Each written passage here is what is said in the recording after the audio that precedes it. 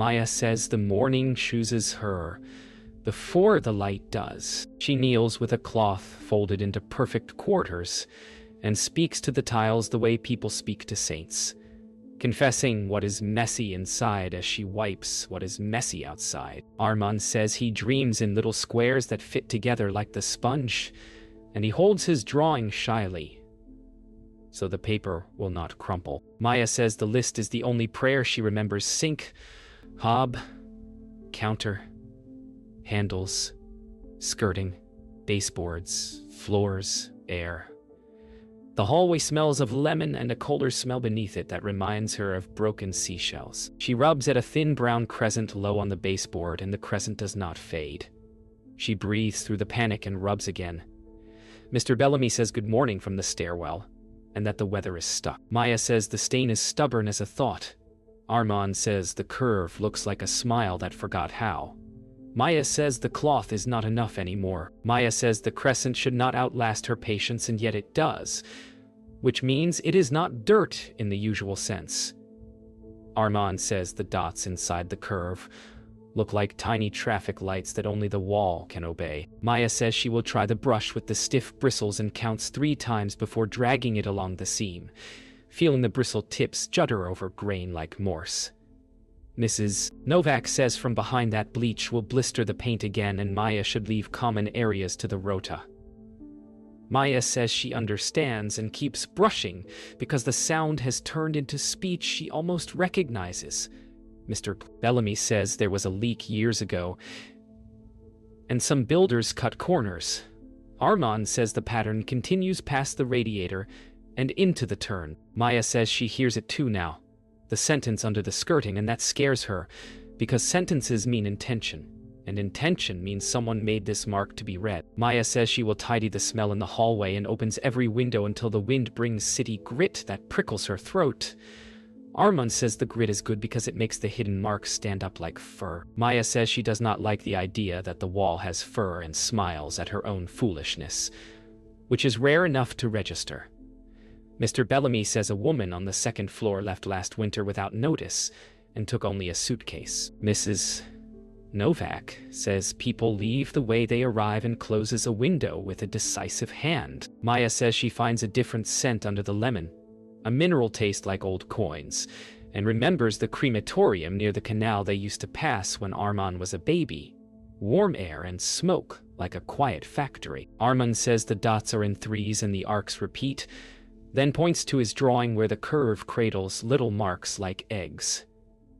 Maya says the pattern is a road. Maya says the smell clings to the brush and she will clean the brush, then realizes she does not want the smell to leave because it is a clue. Armand says clues are supposed to be small and tucked into corners, and he kneels to trace the arc with his finger without touching it. Maya says careful, and her voice is too sharp, and she apologizes at once.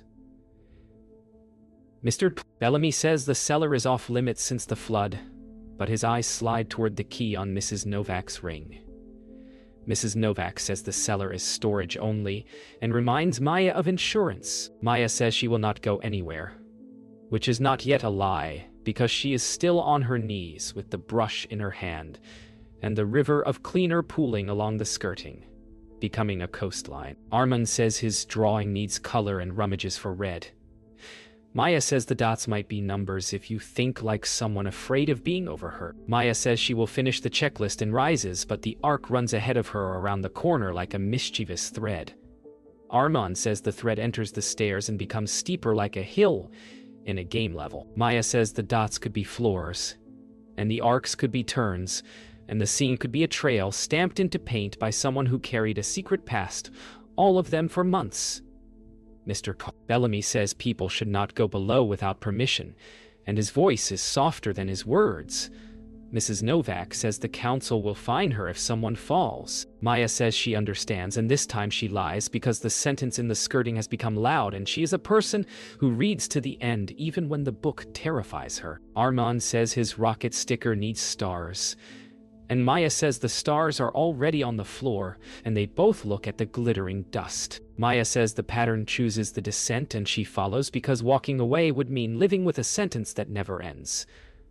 Armand says the dots count 3 steps, then 3 more, and then a pause like a breath. Maya says he should stay where she can hold his shoulder, and he nods with the grave importance. 8 carries like armor.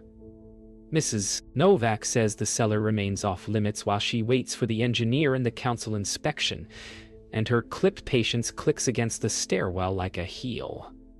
Mr. Bellamy says patterns always belong to someone, and he does not like the thought of whoever owns this one. Maya says ownership is a soft word for the dark, and she presses her microfiber cloth along the seam as if reading Braille. Armand says the dots here feel closer together. Maya says the sentence tightens, and whoever wrote it was running out of hallway or out of time. Maya says the smell is stronger near the bend where paint has blistered into tiny moons, and her brush catches in their craters.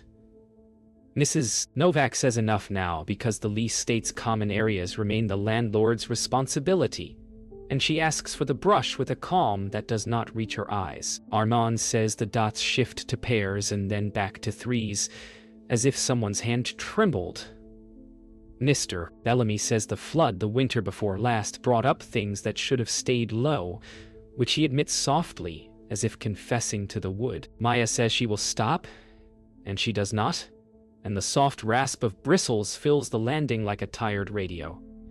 Mrs. Novak says she will change the lock to the cellar until inspectors come. Armand says the pattern points where the light dies. Maya says the sentence refuses to end with a period.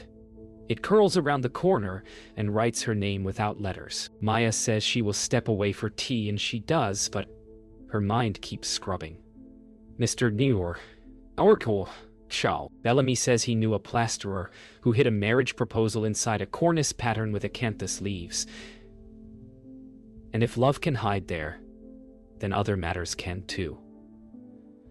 Armand says his drawing needs a legend, like on treasure maps. Maya says legend means both story and key, and her mouth tastes of coins again, metallic and old. Mr. Bellamy says the basement once held a laundrette before the big chain opened on the high road. He taps the cane twice and says the drains have a memory of soap that never fades. Armand says whose soap, and then looks at Maya as if he had asked something forbidden. Maya says people bring their lives to water and take them back lighter. Then she hushes herself because the thought has a hole in it where a name should be. Mr. Bellamy says patterns that want to be found begin to shine. Maya says the night is the only time a hallway tells the truth, so she waits until the building sleeps, and Armand dozes with pencil in hand. She walks the stair with the hush of felt soles and a torch taped with tissue to soften the beam. She says the sentence must be read at the speed it was written, and keeps her breath steady to match the rhythm of steps. The marks change at the second landing from arcs to shallow chevrons etched into paint by something sharper than a broom. She whispers that secrets evolve when chased. The air cools the way basements cool, with old water and chilled concrete. She hears the lift of a latch somewhere above, and still, she continues, because fear is finally smaller than need. The torch grazes the seam and the chevrons answer with dull sparks. She says aloud that whoever wrote this believed someone would come. Maya says the chevrons stack toward the cellar door, and she kneels on the cold to read the last line with her fingertips. The seam widens near the hinge, where paint has been lifted and laid down again. She says softly that someone opened this door many nights while others slept. The torch grazes a ridge of dust, the color of cigarette ash. She rubs and the dust parts around a small brass circle the size of a coin. She says a key should not be this cold, and yet it bites her palm like winter glass. Above, a floorboard ticks like a cooling oven, and she thinks of Mrs. Novak's new lock, and all the old locks layered beneath it. She pockets the brass and hears Armand's voice in memory, counting 3s and pauses, and she understands that the sentence was not only direction, it was delivery. She whispers that what the dirt hid was permission, and also a debt. Maya says the key burns colder in daylight, and she keeps touching her pocket as if heat might bloom where fear sits. Armand says he counted the chevrons again in his sleep, and woke with the number 9, which feels important the way certain numbers do. Lila says the number is the year Mom left the clinic for the last time, and her voice at the door startles the morning into a sharper focus. Maya says Lila should not enter without calling and then says come in because anger is a habit she is trying to dust away. Lila says a friend on the council heard about a basement inspection gone wrong in a neighboring block, and that cellar's trap more than damp. Armin says he remembers Lila smelling like rain from trains. Maya says she found a key in a ridge of ash and Lila's face changes as if a window slammed somewhere deep.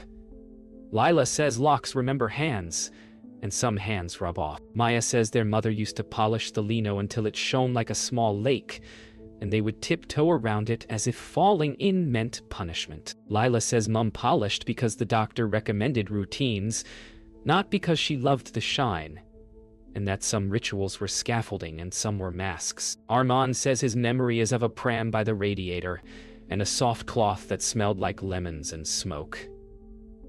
Maya says there never was smoke in their flat, and stops because memory is a house with rooms that were locked for a reason. Lila says the clinic near the canal always exhaled a warm ash smell, and together they passed that air twice a week, with a baby bundled tight and a woman counting pavement slabs to stay alive. Armand says that road feels like the drawing, curved and dotted.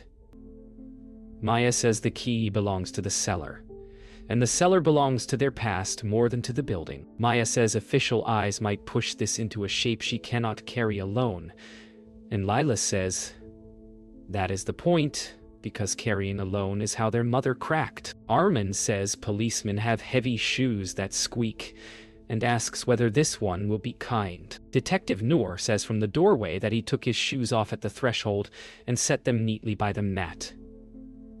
And his voice is the sort that puts fractured rooms back on their hinges. Maya says she did not call yet.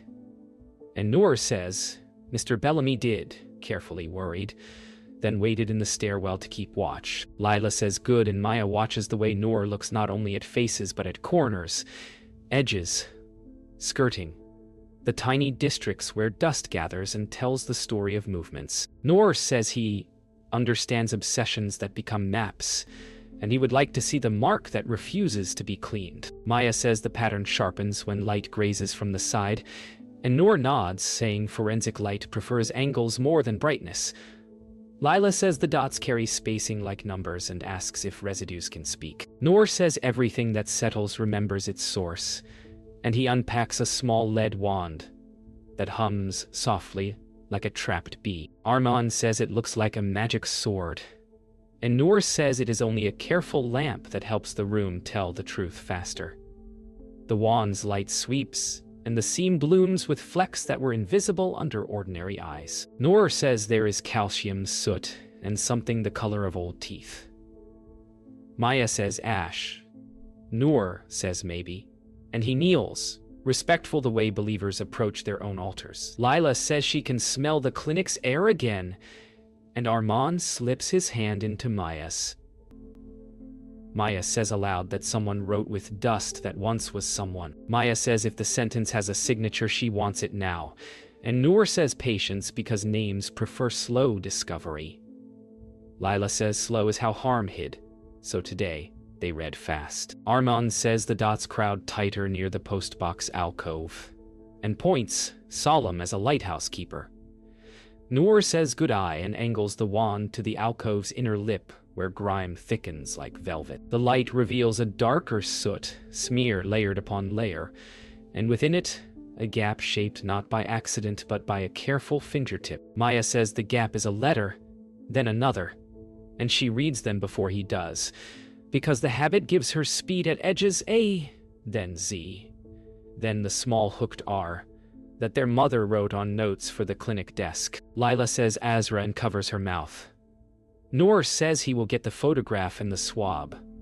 Maya says their mother found a way to keep speaking when she had no voice left. Maya says the key finds the lock as if metal remembers direction better than people do, and the cellar door opens on a breath that smells of detergent and riverstone. Lila says go slow and keep the torch low because old wood startles, and Armand clings to the banister with the grave obedience 8, can manage when danger feels like school rules. Detective Noor says he will lead, then corrects himself and says he will walk beside, and the kindness steadies the steps. Mrs. Novak says this violates her insurance and her sleep, and she will stand at the door to count how long they take. Mr. Bellamy says a house becomes honest underground, and his voice turns careful as he lowers himself one stair at a time.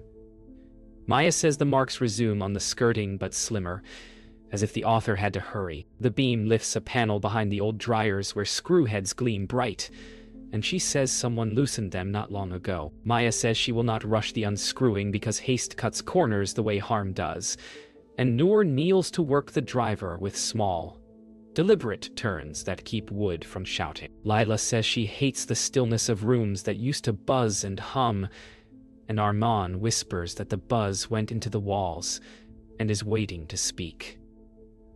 The panel loosens and exhales lint like dry snow. Behind it, a crawl space crouches, low and long, braced with dusty joists.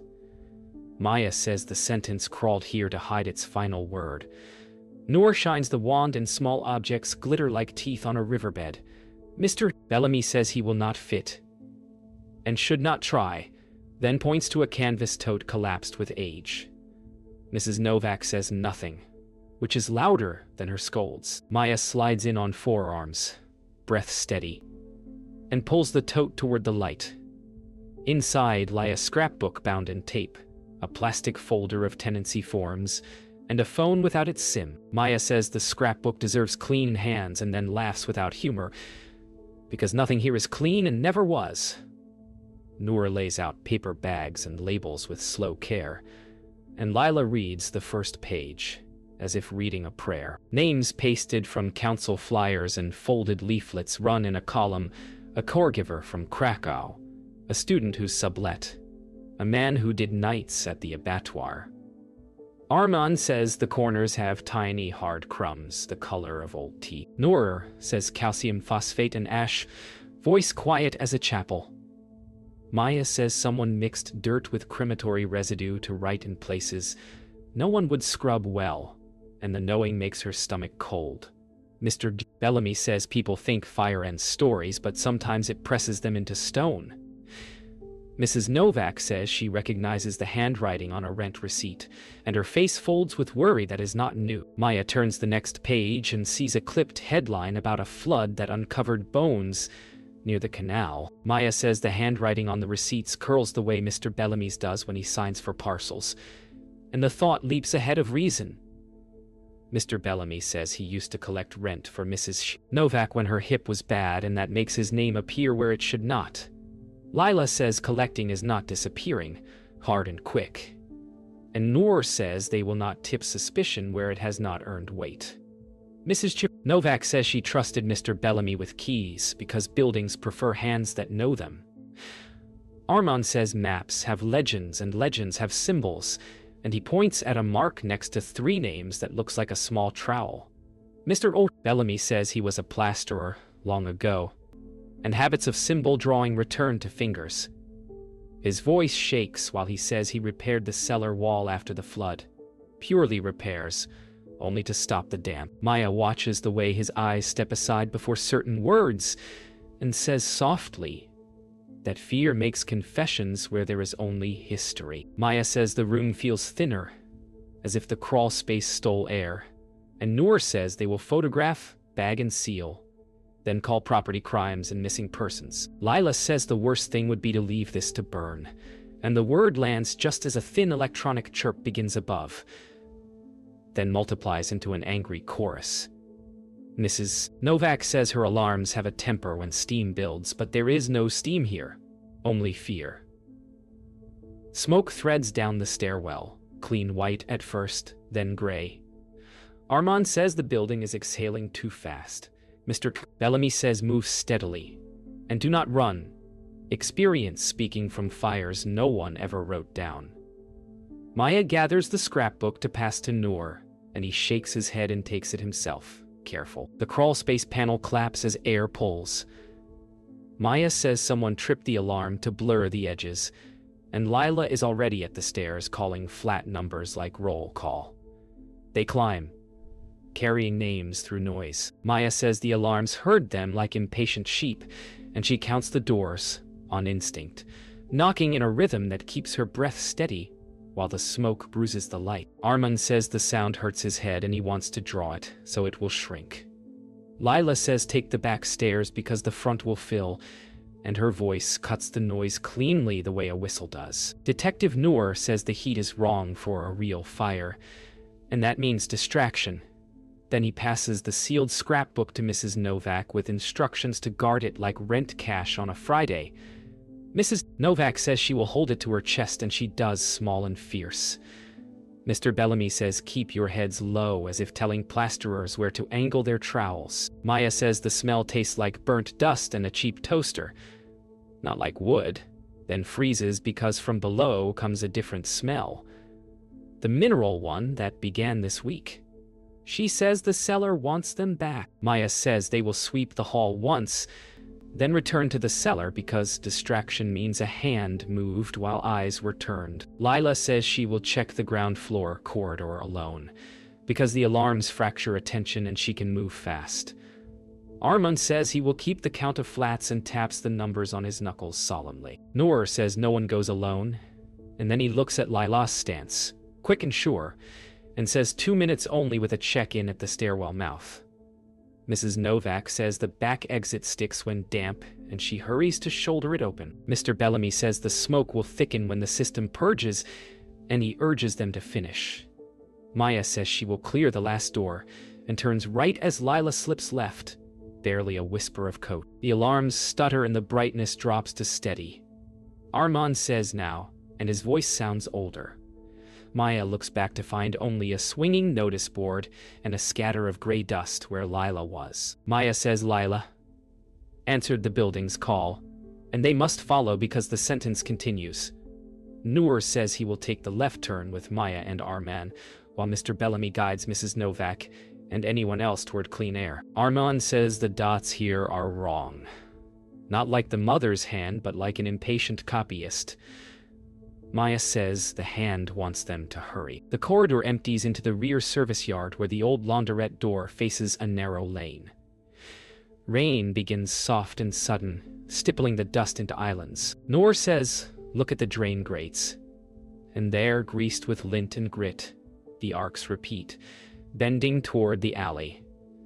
Maya says the sentence has left the house, and she will not let it outrun her life again. Armand says he can smell river stone. From ahead they hear Lila say here in a voice that is both found and frightened. Maya says hold on, and they run into the lane that separates two teeth of brick. Maya says the alley pinches between brickbacks and the ground gives under her like a lung. Lila says the slabs sound hollow, and she stamps once, then twice, and a tile clinks like a coin in a jar. Noor says wait and crouches, palms splayed to feel the drum of the space below.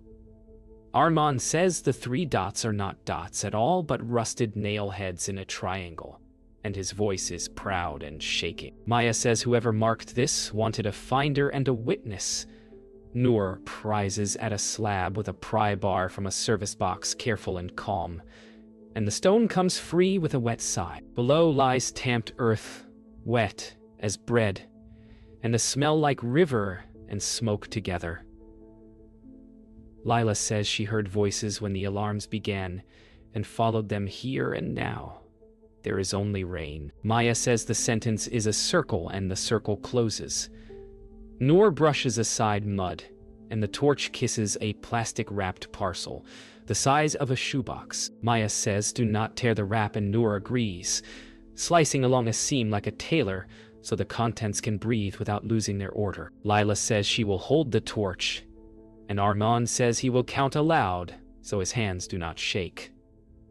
The plastic opens to bundles, bound with string, each labeled with dates and initials that match names from the scrapbook. Noor says this is a reliquary built from fear and fidelity, and he photographs before lifting anything. The last bundle is small and unmarked, and when he brushes it, The gray powder that clung to the key in Maya's pocket blooms across his glove. Maya says the ash began here under their feet, mixed with lint and grit to write the path back. Lila says the parcel is not the end, only the grave marker. Armand says the map has one more line, then points to a faint arc etched into the underside of the lifted slab, arrowing toward the canal. Maya says tomorrow they carry the names into daylight. Maya says morning has the flavor of metal again, and she wakes already standing inside her mind.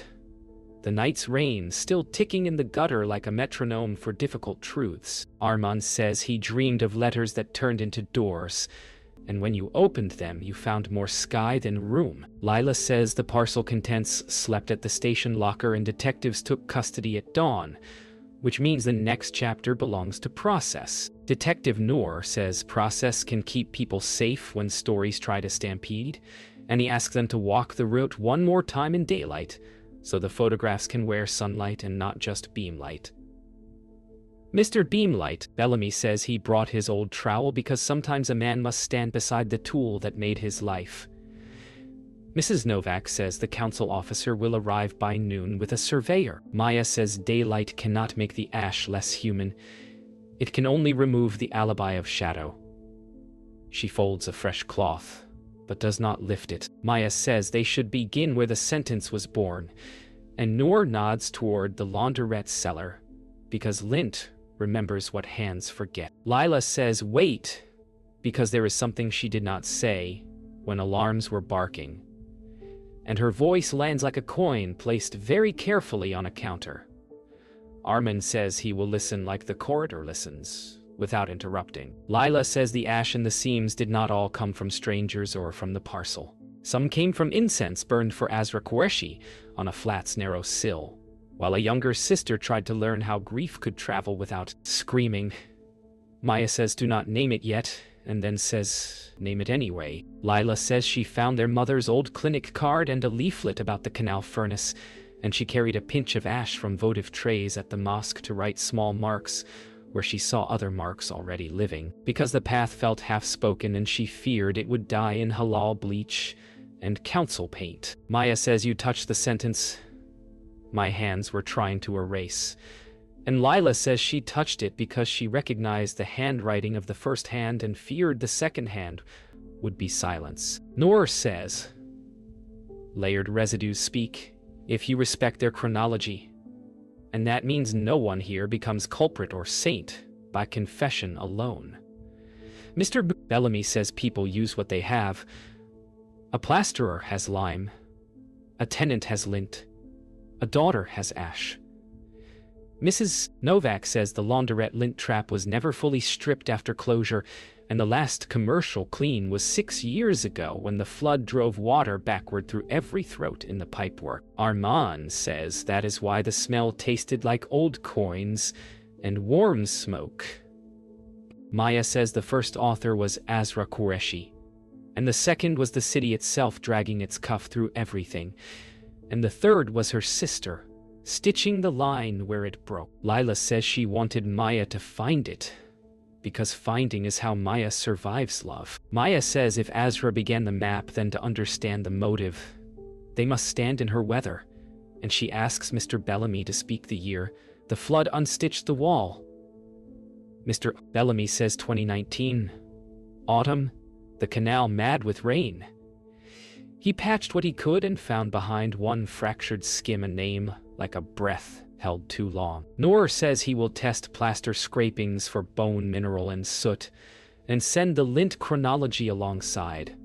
The lab will separate prayer, ash from furnace ash, each with a signature of heat. Lila says she remembers Mum's notes curled at the edges, letters tucked like shy animals, and she draws the hooked R on her palm. Armand says when you hold both sisters in your head, they fit, like two halves of a scissors that only cut danger. Mrs. Novak says she will open every archive she kept about tenants and repairs. Maya says the bargain is this: they give everything, and the truth gives back the missing by their names. Maya says they will walk the canal because the lifted slab's arrow points there, and rain begins again, but gentler. as if the sky were washing the city's face without scrubbing. Lila says Azra walked this towpath counting slabs and breaths, and sometimes the counting worked. Armand says he can see the furnace chimney in the distance, like a pencil held upright by a giant hand. Noor says the crematorium will have records that match dates in the parcel, and he has already requested a clerk with a kind mouth and a careful stamp. Mr. Bellamy says the towpath keeps confessions in weeds. He knows because he put down his own once, and the wind brought them back. Mrs. Novak says the council can fund a memorial where the laundrette sign used to hang. Maya says she will clean that plaque when the time comes, not with bleach but with river water and lemon oil. And then she will leave a little dust where letters deepen, because shadow is how names stay legible. Maya says a courtroom is only a larger hallway where truth tries to travel without being mopped into silence, and she sits with hands folded so tightly, the knuckles pale. Lila says she will speak first about the ash she carried because hiding that would sour every other sentence, and her voice rises steady as a kettle coming to boil. Detective Noor says the chain of custody is intact, and the parcels from the alley match the dates in the scrapbook. Then he steps back as if to keep the space clear for names. Mrs. Novak says she failed to see a pattern inside ordinary disrepair, and the apology does something to the room that is kinder than pity. Mr. Bellamy says he patched a wall to keep damp out, and not to keep voices in. And when his hands tremble, he lifts them as a craftsman would, to show the tools of a life that tried to help. Armand says from the bench that the dots on the skirting told him where to look when adults forgot how to see. Maya says a memorial is not a cure, but a room without walls, where the living can place breath beside names. And she kneels with a soft brush and a bowl of river water, while the bronze plaque waits for its first cleaning. Lila says she wrote to every address she found in the scrapbook, and some letters came back unopened, and some returned with a thin note that said finally. And she tucks those replies into a folder, the color of wheat. Armand says he will read the names aloud with the careful pace he learned from Noor, and he rehearses their shapes until each vowel fits. Mrs. Novak says the council pushed this through because the building asked for a mouth, and her voice lifts with relief. Mr. Bellamy says the laundrette sign once clattered in a wet march and woke him, and the clatter returns today as soft applause from umbrellas. Maya says she will leave a breath of urban dust inside every carved letter, so shadow holds their depth on bright days. Maya says growth is a kind of cleaning the body does to itself without asking permission, and she learns to watch rather than polish every edge as Armand begins to live in taller rooms. Armand says he no longer draws only code and curves. He draws people walking past the plaque and stopping without making a show of it. And he prefers charcoal, because smudge tells the truth about motion. Lila says the worst year has begun to turn in the soil like compost, warmer underneath than on top, and she teaches a workshop for tenants about keeping small archives so stories do not evaporate. Noor says the lab reports became a language the court understood, and he visits on his off day with almond pastries and listens without steering. Mrs. Novak says the back door no longer sticks because she finally replaced the hinge and the handle, which is a way of saying she is learning to do things before someone breaks. Maya says sometimes she leaves a windowsill imperfect so afternoon light can show its age. Maya says work found her once and now she chooses it with a steadier hand, and she has begun to clean memorials and small shrines for families who cannot face the first polish. She teaches Armand how to map the grain of stone and to listen for the places where lichen holds like memory, rather than like grime. And sometimes she pays him in cinema tickets because money would turn the lesson into labor too quickly. Lila says the archive club has grown into a corridor of shoeboxes and taped envelopes, each labeled in thick pen, and she keeps a kettle in the corner because tea encourages truth to stop running. Noor says he reads her checklists for the cleaning jobs with professional admiration and marks them with tiny ticks that look like stars. Mrs. Novak says the building's stairwell smells of lemon again, but not like a battle, more like a room that expects guests. Maya says she understands the difference now between shine and respect. Maya says years are not buckets to be filled, but shelves where rooms arrange themselves. And on a rain-bright evening, she stands in the hallway that once spoke only in crescents and chevrons, and hears a quieter sentence. Armand says he will leave for college in autumn, and he will come back on the second weekend to clean the plaque with her, because the letters look better when they shine like low tide. Lila says she has learned to leave her bag unpacked in the spare room, so arrival never feels like apology, and she smiles with a steadiness that used to be beyond reach. Noor says the cases that began with their corridor changed how his team listens at thresholds, and he laughs when Maya threatens to run a training on the poetry of dust. Mrs. Novak says the rota is posted and already half the tenants signed for common areas. Maya says she will leave a thin line of shadow along the baseboard because what the dirt hid taught her how to let a place keep its memory.